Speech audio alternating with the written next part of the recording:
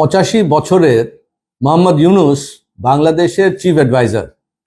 কিন্তু chief adviser এটা বোঝায় না যে জনতা ওনাকে নিযুক্তি দিয়েছে। উনি বেআইনিভাবে বাংলাদেশের চিফ অ্যাডভাইজার হয়েছেন এবং বেআইনিভাবে বাংলাদেশের চিফ অ্যাডভাইজার হওয়ার পর যে ধরনের কার্যকলাপে লিপ্ত হয়েছেন সেটা কিন্তু দুর্ভাগ্যজনক কথা।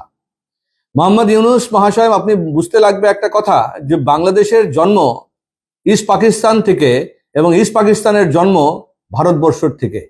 এই জন্যে যদি একটুকু যদি আপনাদের যদি লজ্জা শরম থাকে, তাহলে কিন্তু আপনি যে বাংলাদেশের ধর্ম, যে বাংলাদেশের ভারতের সাথে যে সম্পর্ক, সেই সম্পর্কটাকে যদি আপনি নষ্ট করতে চান, তাহলে আমাদের কোনো ক্ষতি হবে না, ক্ষতি হবে কিন্তু বাংলাদেশের।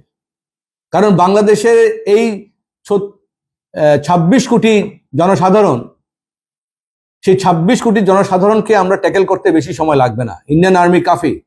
আপনি ভুলবেন না যে 1971-এ ইন্ডিয়ান আর্মি গিয়ে আপনাদেরকে স্বাধীনতা দিয়েছিল। না তো আপনারা তো ওখানটায় আপনারা স্লেভস এর মতো থাকতেন। পাকিস্তানি আর্মি আপনাদেরকে যে অত্যাচার করত, সেই অত্যাচারের থেকে মুক্তি পাইয়ে দিয়েছিল আপনাদেরকে ভারতবর্ষ।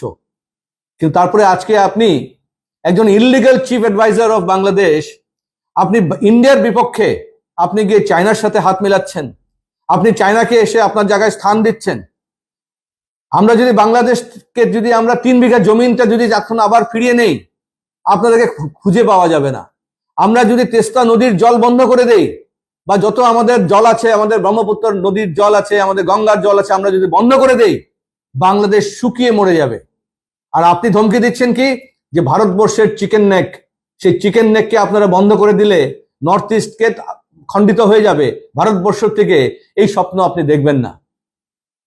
নর্থ ইস্টের লোক, সে আসামের হোক, সে অরুণাচল প্রদেশ, নাগাল্যান্ড, মিজোরাম, মেঘালয়, ত্রিপুরা, যেখানকারই হোক, সিকিমের হোক, আমরা ঐক্যবদ্ধ হয়ে আপনাদের সাথে যদি যুদ্ধ করি, তাহলে ভারতের সৈনিকেরও প্রয়োজন হবে না।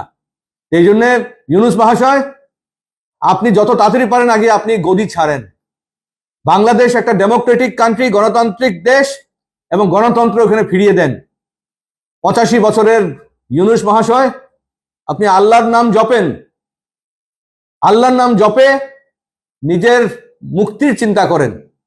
এই জন্য ভারতবর্ষের সাথে আপনি কিন্তু লাগতে আসবেন না। কারণ ভারতবর্ষ যদি একবার চোখ রাঙিয়ে দেয়, আর অনেক সহ্য করা হয়েছে, একবার যদি চোখ রাঙিয়ে দেয়, তাহলে আপনাদেরকে কিন্তু খুঁজে পাওয়া যাবে না।